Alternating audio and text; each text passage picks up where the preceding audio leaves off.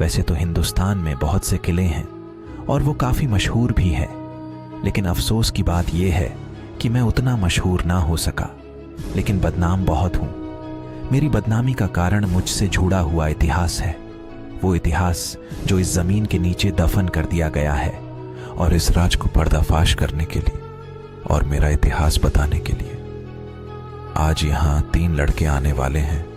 मैं अंबागढ़ किला, और ये आवाज मेरी इन बेजान दीवारों से निकल कर आ रही है। क्या कहा? अंबागढ़ फोर्ट? भाई वो जगह हॉन्टेड है, मैं नहीं जा रहा वहाँ।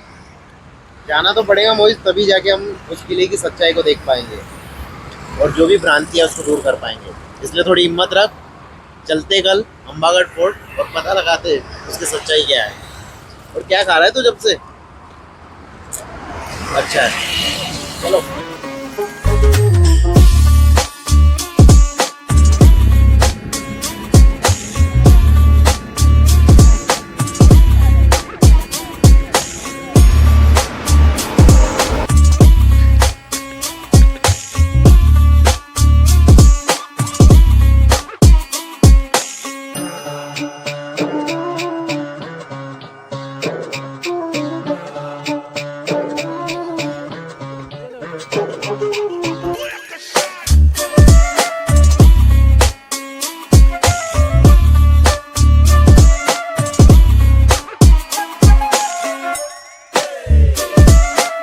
तो मोहित कुछ मिला आपको?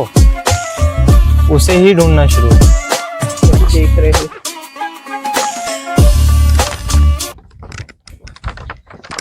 फाइनली दोस्तों, हम 120 किलोमीटर का सफ़र तय करके नागपुर से अंबागढ़ फोर्ट आ गए हैं।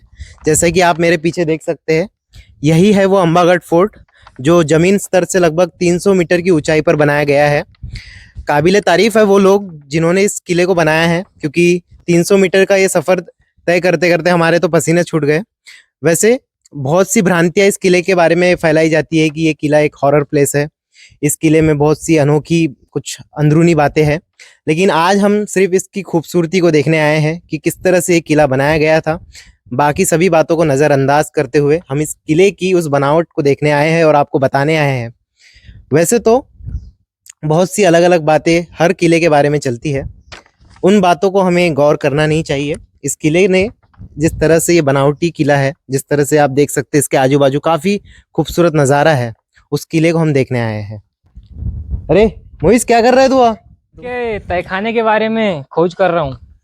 कौन सा तहखाना है वो? वही हॉरर प्लेस बारे वाला? में कहानियां फैलाई गई है। अच्छा, तू भी हॉरर चीजों में बिलीव करता है क्या? बिल्कुल, मैं वही तो देखने के लिए आया हूँ। अच्छा, तेरे पास नक्शा भी है? बिल्कुल। लेकिन मैं ये सब चीज नहीं मानता यार। और यहाँ पे एक और खास बात है, यहाँ पे खजाने के बारे में भी कुछ है। मैं ये सब चीजें नहीं मानता।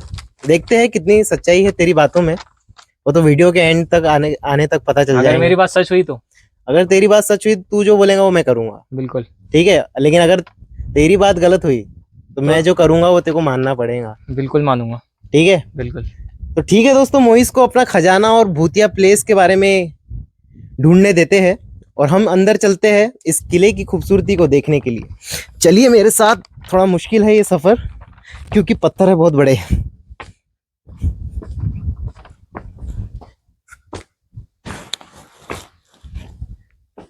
दोस्तों इनसे पूछते हैं, लगता है बहुत सालों से इस महल में रह रहे हैं। हाँ भैया, नाम क्या है तुम्हारा? भूपेंद्र जोगी। अच्छा, कितने साल से हो आप यहाँ? काफी साल से हूँ। तो इस किले की सब जगह देख लिया आपने? हाँ भाई, बिल्कुल देखिए। नाम क्या है? भूपेंद्र जोगी। कमाल है यार ये। क्या हुआ? दोस्तों 17 एडी में भक्त बुलंदशाह के कालखंड में इस किले का निर्माण किया गया था। बाद में जो ये किला है रघुजी भोसले के पास चला गया। रघुजी भोसले ने इस किले को प्रिजनर्स को कैद करने के लिए रखा था। मतलब जो भी प्रिजनर जिसको मौत की सजा मिलती थी, उन प्रिजनर्स को इस किले में रखा जाता था। गौर करने वाली बात यह है कि उन प्रिजनर्स को सर कलम करके या फांसी में लटका के सजा नहीं दी जाती थी, बल्कि उन प्रिजनर्स को इस किले के बेसमेंट में रखा जाता था और उनको पीने के लिए जहरीला पानी दिया जाता था, जिससे जो उनकी मौत है काफी तड़प तड़प के होती थी। और जैसे कि आप देख सकते हैं, ये जो किला है अब एक खंडर बन चुका है। इस किले में रख रखाव ना होने की वजह से ये किला पूरी तरह से खंडर हो चुका है। यहाँ किसी का आना जाना नहीं होता, इसलिए बहुत सी भ्रांतियां इस किले के बारे में फैलाई गई है। जैसे कि आप मेरे पीछे देख सकते हैं कि जो किले का जो ग्राउंड है, मेन ग्राउंड, वहाँ पूरा घास से वो भरा पड़ा है, जाने को वहाँ जगह नहीं है। दोस्तों जैसे कि आप देख सकते हैं मेरे पीछे, ये किले का मेन ग्राउंड है जहाँ बहुत सी घास उगी हुई है। इसका मतलब ये है कि यहाँ मेंटेनेंस बिल्कुल जीरो है, जिस वजह से पर्यटन यहाँ आ नहीं सकते, और पर्यटन अगर यहाँ आ भी जाए तो उनको प्रॉपरली एक किले के दर्शन नहीं हो पाएंगे। इस किले को देखते हुए और इस नज़ारे को देखते हुए जो इस किले के बाहर है, ऐसा लगता है कि उस जमाने में ये किला बहुत ही खूबसूरत नज़ारे अपने पास कैद रखता होगा। आज काफी दुखद बात यह है कि आर्कियोलॉजिकल सर्वे ऑफ इंडिया के अंदर आते हुए भी इस किले की रखरखाव नहीं की जाती। इसका कारण निम्नलिखित हो सकते हैं, लेकिन जो सच्चाई है वो आपको इस किले में दिख रही है। हाँ मोइज, मिली के देखो हॉरर प्लेस। हाँ ढूंढ रहा हूँ, ढूंढ और मेरे को जल्दी बता। वैज्ञानिक कहते हैं तुम जिस जगह बैठे हो वहां कम से कम 10 आदमियों की लाशें गड़ी। ये पूरी जमीन मरघट है। इतने लोग पैदा हुए, जहां आज नगर हैं कभी मरघट थे, जहां आज मरघट हैं कभी नगर थे। कई दफे बदली हो चुकी। ये पूरी पृथ्वी मरघट बन गई। इसमें न मालूम कि तुम लोग पैदा हुए खो गए। उनका तुम्हें नाम पता, ठिकाना पता, कौन थे क्या थे।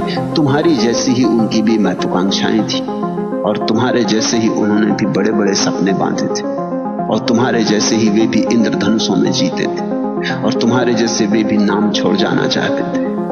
क्या छूट गया है? तुम भी ऐसे ही खो जाओगे जैसे वे खो गए। और फिर ये भी सोचो कि किसी का नाम भी छूट गया, समझो कि सिकंदर का नाम छूट गया, तो सार क्या है? नाम में सार क्या है? नाम छूट भी जाए तो क्या सार है? क्या फायदा सिकंदर? इस नाम के छूट जाने से कौन सा आनंद सिकंदर को? सिकंदर न बचा और न बच भी गया। यहाँ से ये प्रवेश द्वार था जहाँ से कि हम अंदर आए।